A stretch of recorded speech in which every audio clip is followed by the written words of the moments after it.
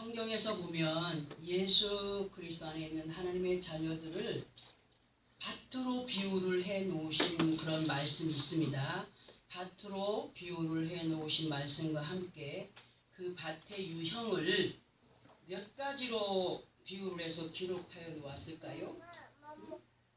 여러 가지로 비유를 해 놓았다라고 생각을 하겠지만 4가지의 밭으로 비유를 해 놓으신 말씀이 마태복음 13장 19절부터 23절까지를 보게 되면 기록이 되어 있고, 또 하나님의 말씀은 천국의 비밀로 어떠한 밭에 씨가 뿌려질 때에 100배, 60배, 30배가 맺어지느냐에 대하여서 기록이 되어 있으며, 그리고 하나님의 비밀의 말씀이 허락된 자들도 있지만 허락되지 않은 자들도 있으니 마태복음 13장 11절에 기록이 되어 있습니다. 그런데 이 시간 우리가 믿음 안에서 세상 깨달아야 될 것이 뭐냐 하면 30배, 60배, 100배에 대한 것으로 이러한 말씀에 대한 개념이 바로 박혀가는 믿음의 사람들이 되어야 된다는 것을 오늘 말씀으로 알았으면 합니다.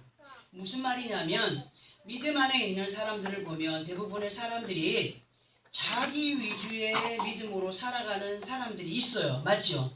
자기 위주의 믿음으로 자기 복음을 이렇게 앞세워서 가는 사람들이 있는 가운데 그 믿음의 마음밭이 어떻게 준비가 되어 있는 상태로 있는지조차 모르는 가운데 마태복음 13장에 기록되어져 있는 것처럼 천국의 비밀의 말씀을 듣는 그 마음의 준비가 없는 자들로 악한 자들에게 그대로 그 복된 말씀을 빼앗겨버리는 길가에 뿌려진 씨앗으로 만들어버리는 사람들이 있는가 하면, 고르게 준비가 되어지지 못한 강팍한 마음밭으로 말씀을 들을 때는 그런가 하다가 돌아서면 그 듣게 하신 말씀이 마음에 뿌리를 내리지 못하는 가운데 이리도 치우치고 저리도 치우치면서 믿음이 있는 것 같기도 하고 없는 것 같기도 하는 행동의 모습을 보이는 사람들이 있고, 또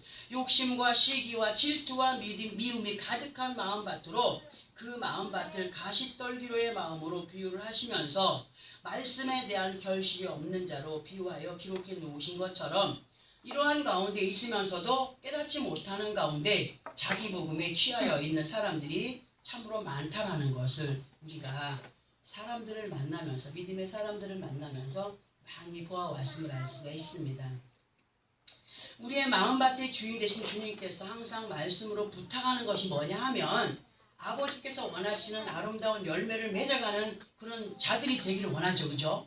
우리가 원하는 열매를 맺어가는 것이 아니라 하나님께서 원하시는 아름다운 열매를 맺어가는 믿음의 밭들이 되기를 부탁을 하고 계심을 성경을 통하여서 너무나 우리에게 자세히 알려주고 있습니다. 그리고 우리는 창세기 9장 13절의 말씀을 통하여서 어떤 말씀을 들었냐 하면은 내가 내 무지개를 구름 속에 두었나니 이것이 나와 세상사의 언약의 증거니라 하시는 말씀을 듣게 하시면서, 무지개는 누구의 언약이라고요? 하나님의 언약이며 구름은 우리 자신들이 행할 믿음의 행위로 하나님의 언약을 이루어가는 자녀들의 삶이 되어야 된다는 말씀을 우리에게 여러 번 듣게 하셨습니다. 우리의 마음밭에 뿌려지는 생명의 말씀은 하나님의 약속으로 그 약속을 좋은 마음의 밭에 받아들인 자들로, 하나님의 약속은 앞으로 우리가 이루어갈 축복의 결실로 다른 사람이 대신하여서 정말 이렇게 주는 것이 아니고 받는 것이 아니라는 것을 우리는 기억해야 돼요. 말씀을 듣는 우리 각자들이 정말 그것을 이루어가는 그러한 몫으로, 내 몫으로 받아들이는 그런 믿음이 우리에게 있어야 된다는 것을 하나님께서는 늘 말씀하였죠. 그리고 자신들의 몫을 아무렇지 않게 버려가는 자들이 되지 말아야 할 것까지도 말씀으로 부탁을 하시면서, 농부들의 손에 쓸모없이 버려지는 땅처럼 예수를 믿는 믿음 안에서도 한 사람이 들림받을 때에 또 한 사람은 버려둠을 당한다라고 하시는 말씀이 마태복음 24장 40절부터 41절까지 기록이 되어 있으면 우리는 명심해야 된다는 거죠. 자, 농사를 짓는 농부들도요, 밭을 열심히 갈고 씨를 뿌리고 열심히 갖고 있음에도 불구하고 농부가 원하는 열매가 온전하게 맺어지지 않고 한 해가 가고 두 해가 가고 세 해가 가도 그렇게 자기가 원하는 열매를 맺지 못하면 어떻게 하겠어요?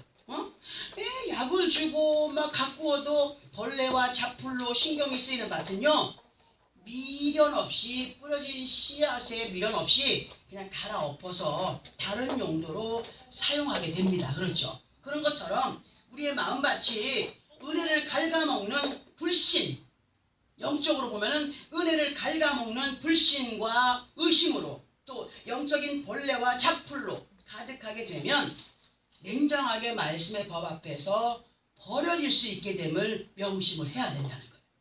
명심을 하고 은혜 안에 승자들 살아가기 위해서 기도함으로 아버지 하나님과 가까워지고 의심의 안개들이 거쳐지는 믿음에서의 그 하나님의 역사를 정말 뚜렷하게 말씀으로 보면서 갈 수 있는 우리 자신들이 되기 위해서 노력을 해야 된다라고 말씀을 하십니다.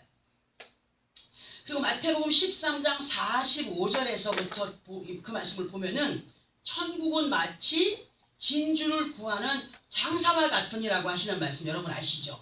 모르는 사람도 있지만 마태복음 13장 45절에서 주님이 말씀하신 것은 천국은 마치 좋은 진주를 구하는 장사와 같으니라 라고 하신 말씀처럼 진주는 바닷속에 있는 조개류에 어쩌다가 들어가 버린 그 이물질로 인하여서 생겨지는 거죠. 그죠?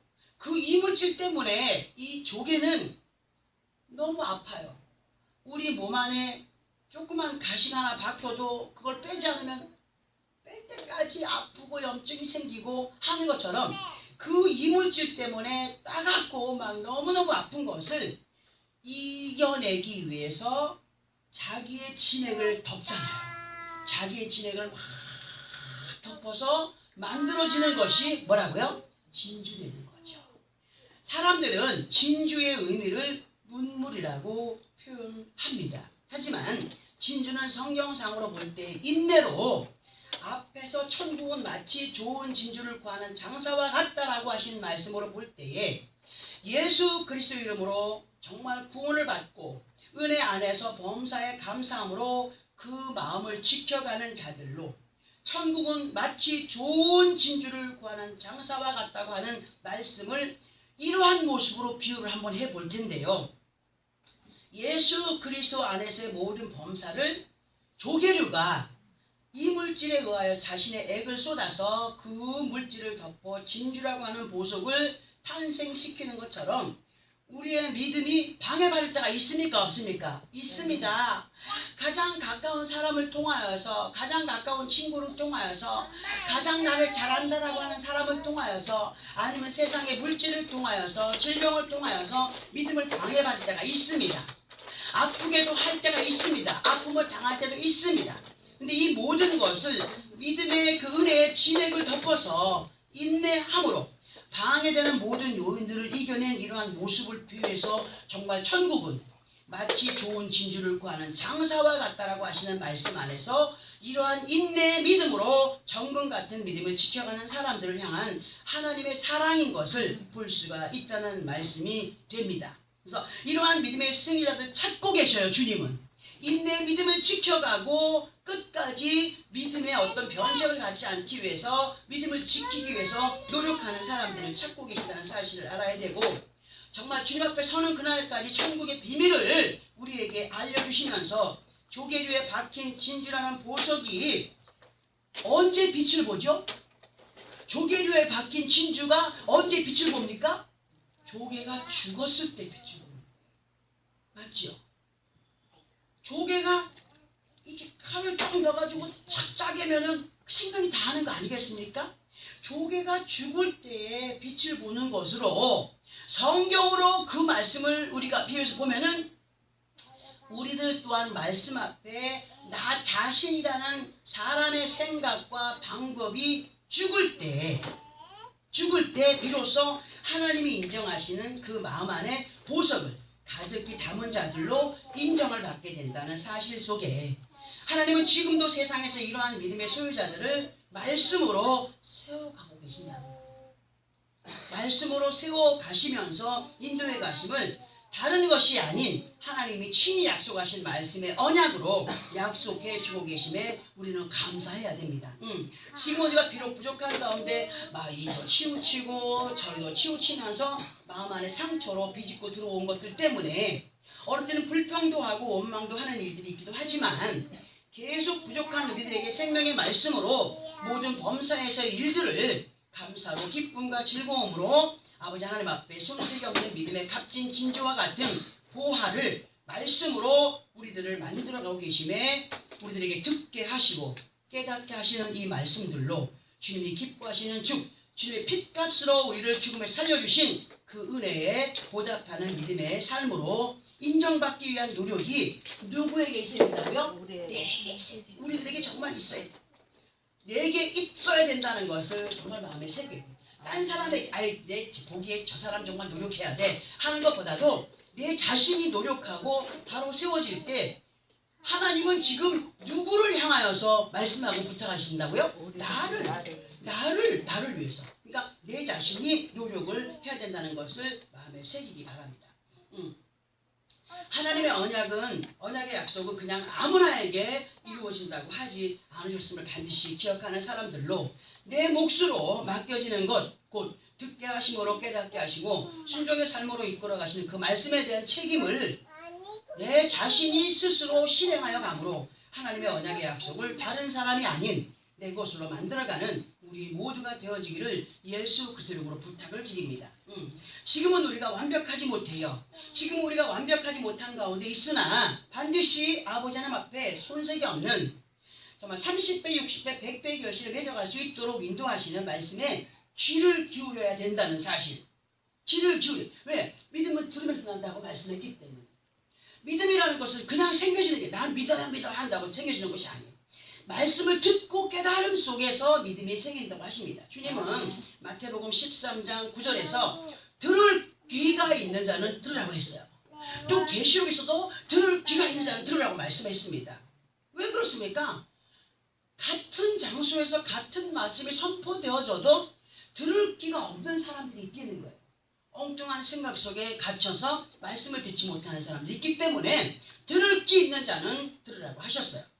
믿음을 들으면서 난다라고 하신 그 말씀, 우리는 말씀을 잘 듣고 이해할 수 있는 귀한 마음을 가진 사람들로 주님이 기뻐하시는 믿음의 성을 우리 마음 안에서부터 이루어 가야 된다는 거죠. 그래서 그리고 사람의 마음이 믿음으로 세워지면 어떠한 삶으로 인도를 받게 되느냐 하면 이 말씀 잘 들어보시기 바랍니다. 예전에도 한 수년 전에도 이 말씀을 드린 적이 있어요. 창세기 1장 28절에서의 말씀에서 이렇게 말씀하신 하나님의 명령을 따를 수 있는 자들이 되어야 하나님을 기쁘시게 하는 삶을 살아갈 수 있다 하시는데 창세기 1장 28절을 함께 합독을 해보겠습니다. 창세기 1장 28절입니다. 시작. 하나님이 그들에게 복을 주시며 하나님이 그들에게 이르시되 생육하고 번성하여 땅에 충만하라. 땅을 정복하라. 바다의 물고기와 하늘의 새와 땅에 움직이는 모든 생물을 다스리라 하시니라. 아멘. 자, 이 말씀을 다시 보면서 설명을 들어보겠습니다. 이 말씀은 인류 최초에 하나님께서 에덴 동산에 줬던 사람들에게 하신 말씀으로 명령이셨음을 알 수가 있는데요. 이제 이 말씀을 우리들이 지켜 행하여야 하는 것으로 하나님이 그들에게 복을 주시며 하나님이 그들에게 이루셨던 것처럼 하나님이 오늘 우리에게 복을 주시며 하나님이 우리들에게 이루시기를 너희는 생육하고 번성하여 땅에 충만하라 하셨고 땅을 정복하라고 하셨습니다. 자, 우리는 이 말씀을 우리 눈으로 볼 때에 우리들 곁에 우리의 삶의 환경이 이루어야 한다는 이 말씀을 앞에서부터의 그 말씀의 맥을 따라서 인용을 해보게 되면 하나님이 우리들에게 예수 그리스도 이름으로 복을 주시겠다라고 약속을 하셨습니다. 맞죠? 약속을 하시면서 우리들에게 말씀하시기를 생육하고 번성하여 땅에 충만하며 땅을 정복하라고 하신 이 말씀을 우리는 이렇게 들어봅니다. 우리는 듣게 하시고 알게 하시는 하나님의 말씀이 우리의 마음밭에 심겨져야 되죠. 그죠? 심겨짐으로 이 말씀이 내 안에서 생육이 되어져야 돼요. 생육이 되고 번성이 되어져야 하는 생명의 씨앗인데, 그러면 성경을 통하여서 생육하고 번성하라고 하신 것, 믿음 안에서 생육하고 번성하는 것이 무엇인가를 우리가 한 번 또 알아봐야 됩니다. 생육이라고 하는 것은 한문으로 볼 때 날생, 기를 육으로, 이 의미는 낳아서 기르다, 열매를 맺다, 창대하다라고 할 수 있는 것입니다. 결혼한 사람들이 결혼을 하고 나면 무엇을 생산합니까? 어린 아이를 생산합니다. 이렇게 아이를 낳아서 기르다, 양육하다 하는 의미가 되지만, 믿음 안에서 영적인 것으로의 생육은 마음밭에 떨어진 또는 심기어진 하나님의 말씀이 열매를 맺어가는 변화의 삶이 내 안에서부터 이루어져야 된다.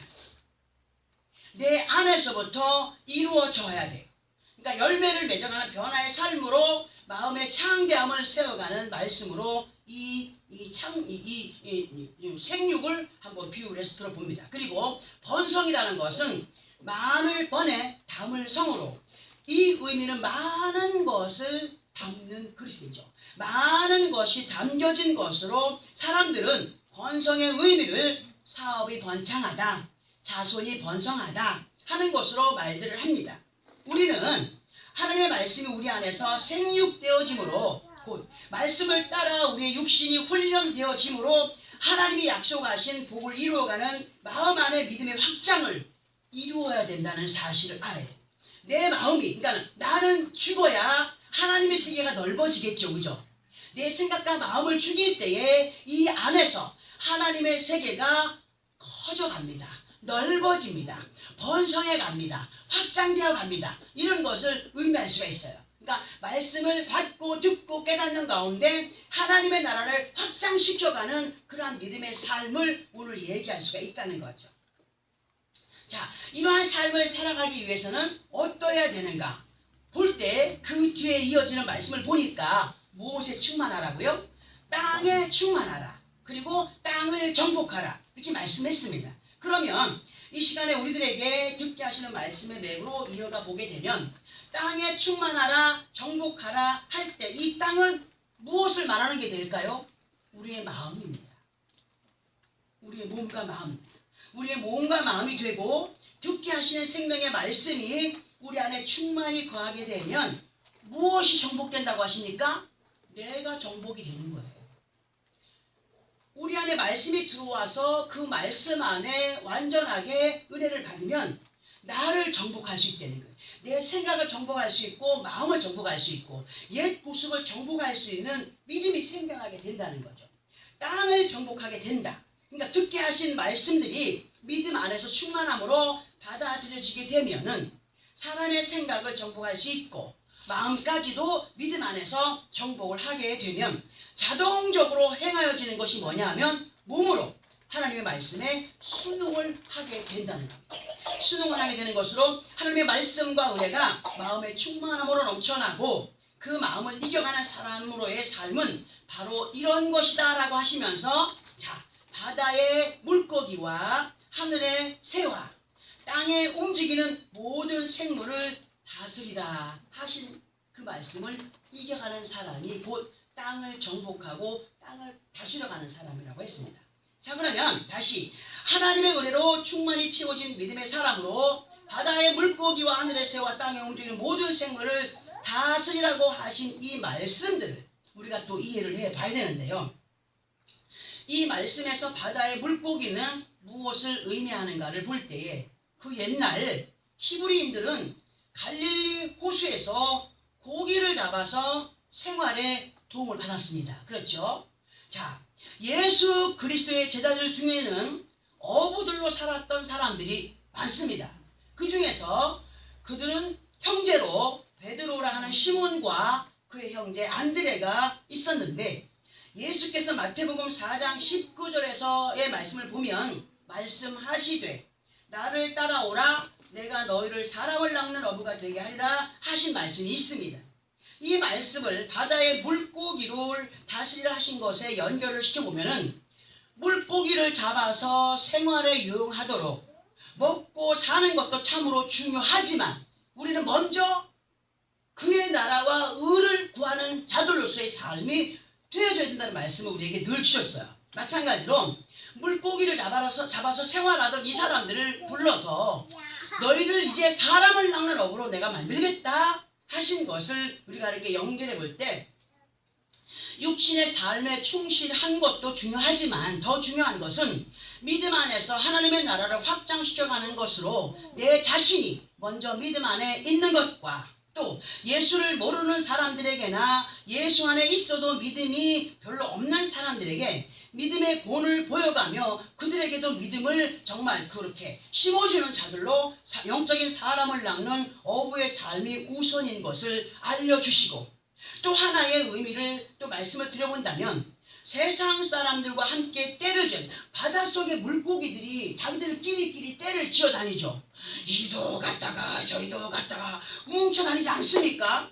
이렇게 세상 사람들과 함께 떼를 지어 다니다가 우리는 그곳에서 건진받은 하나님의 사람으로 구별된 사람이 되었다는 거예요. 그런데 여전히 세상 사람들과 함께 떼를 지어 다니며 그들과 함께 행하던 습관의 버릇들을 다스림으로 하나님이 기뻐하시는 믿음의 삶이 되기를 부탁하시는 말씀이 되는 것으로 비유를 해볼 때 이 비유가 과한 비유가 아니라는 거죠.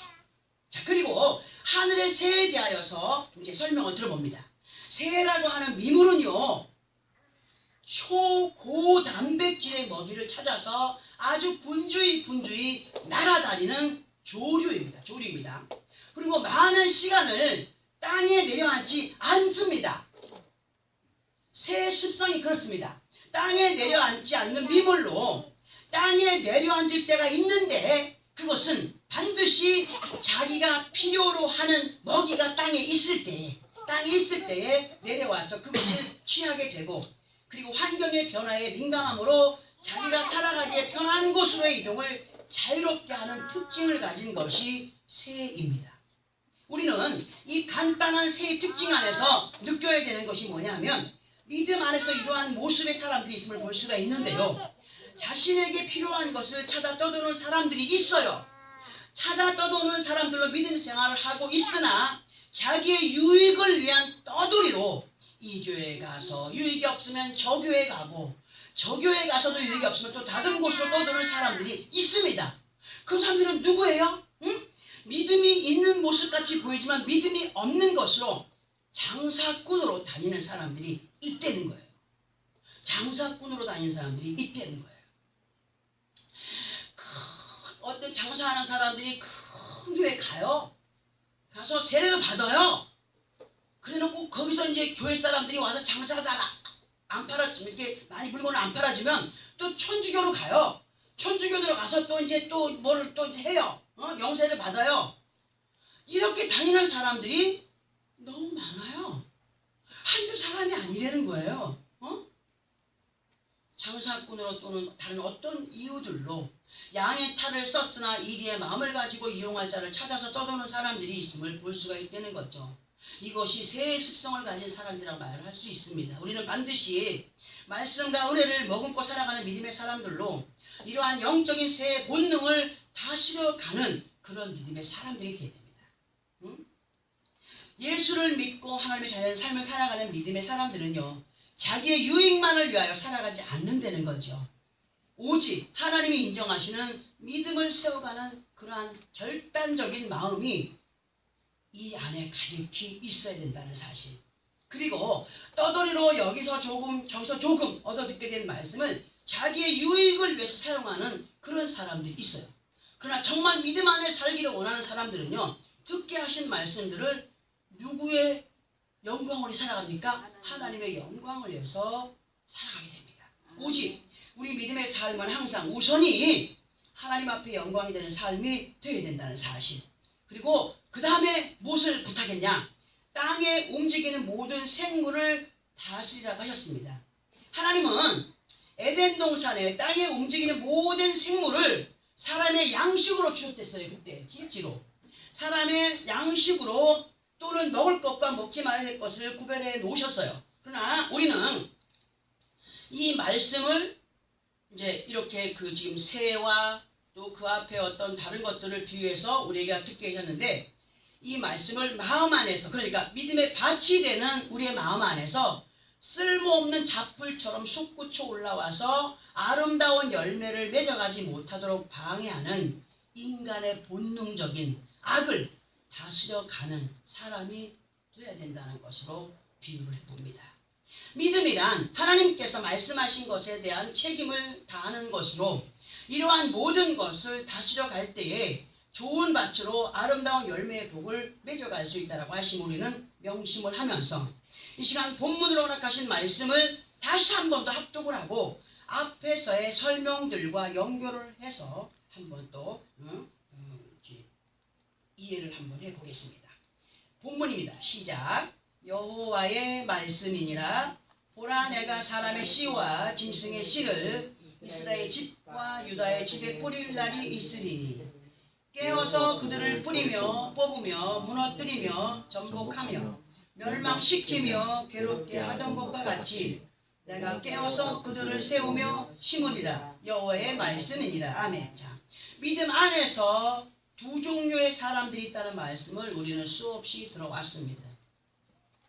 근데 이 말씀에서 보니까 사람과 짐승으로 비유된 말씀으로, 하나님의 사람이라면 듣게 하시는 말씀을 이해하고 깨닫겠지만, 앞에서 언급해드린 창세기 1장 28절에서 말씀처럼 바다의 물고기 또 새 그리고 모든 생물로 말씀 앞에서도 변화가 없는 것은 말씀을 듣는 귀가 닫혀진 것으로 비유를 해보면서, 말씀을 듣고 이해하지 못하는 가운데 정말 믿음이 생겨나지 않는 그러한 모습으로, 곧 야생에서 길들여진 옛 구습의 습성을 가진 사람들과 믿음 안에서 구원받은 자들의 삶을 살아가는 사람들에게 하나님의 언약의 말씀들이 결과로 이루어질 날이 있다라고 하시는 말씀을 기록해 놓은 말씀이십니다. 그 결과는 뽑혀서 무너뜨림 속에 전복당함으로 멸망당하게 될 사람이 있으며, 짐승 같은 사람이 있으며, 세우며 심기어지는 자들로 새싹이 돋고 꽃을 피우고 열매를 맺어갈 자들이 있다라고 하시는 말씀인 것을 우리는 알아야 됩니다.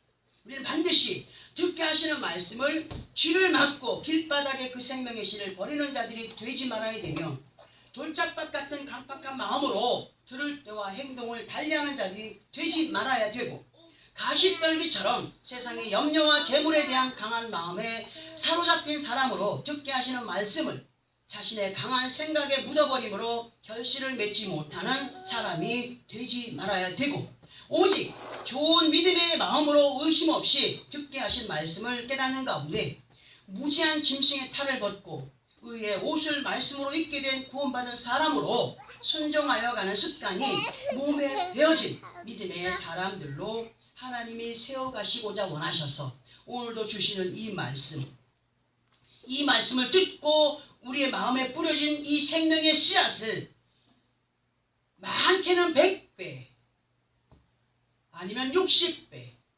작게는 30배까지의 결실을 맺어가는 정말 그런 사람들이 되기를 바라시는 거죠. 어떤 씨는 하나만 심어도 술 헤아릴 수 없는 열매를 맺는 조나, 조나 또 뭐죠? 응? 왜? 병아리 그 먹이 주는 거, 좁쌀. 얼마나 많이. 우리는 말씀 하나가 떨어지면 한 말씀, 오늘 이 말씀 안에서 한 가지만, 두 가지만 깨달아서 행한다 할지라도 하나님이 보시기에는 30배, 60배, 100배의 결실을 맺어가는 삶이 되는 거예요. 정말 순종의 삶을 살아가는 것이 그만큼 크나큰 축복인 것을 우리에게 알려주고 계십니다. 천국은 마치 진주를 구하는 장사꾼과 같다라고 하시는 말씀. 그 찾고 계시는 그 진주가, 찾고 계시는 그 보화가 바로 누가 돼야 돼요? 우리 각자가 되어야죠. 그 찾고 계시는 주님의 눈에 만족함과 기쁨을 드릴 수 있는 믿음의 승자들이 다른 사람이 아닌 우리 각자들이 되기를 원하여서 듣게 하시는 이 말씀을 마음에 심고 아름다운 결실을 믿음 안에서 거두어가는 그러한 믿음의 삶을 살기 위해서 내가 오늘 죄졌다고 해서 아이고 연약한 마음으로 주저앉거나 하는 그러한 사람이 되지 말고 정말 내가 양심에 꺼리끼며 오는 죄를 졌다 할지라도 다시는 내가 이러한 가운데 있지 말아야지 하고 회개하며 하나님 어떻게 하시는 분이라고? 용서하시는 분. 이 말씀이 진리잖아요. 진리의 소리를 자유케 하시는 분. 이 자유를 누려가는 사람들로 이 말씀을 마음에 심어주고 그리고 이제부터라도 아름다운 결실을 맺어가라. 정말 내가 기뻐하는 정말 보석으로서 아름다운 보화로서 열매를 맺어가는 그런 사람들이 되기를 원한다 하여서 우리에게 주시는 이 말씀들을 마음에 새기면서 믿음 안에서 정말 나는 알지 못하지만 하나님께서 보시기에 아름다운 것들로 거두시는 열매 맺게 하시는 그러한 믿음의 삶을 살아가는 나와 여러분의 삶이 되어지기를 예수 그리스도로 축원합니다. 아멘. 기도하겠습니다.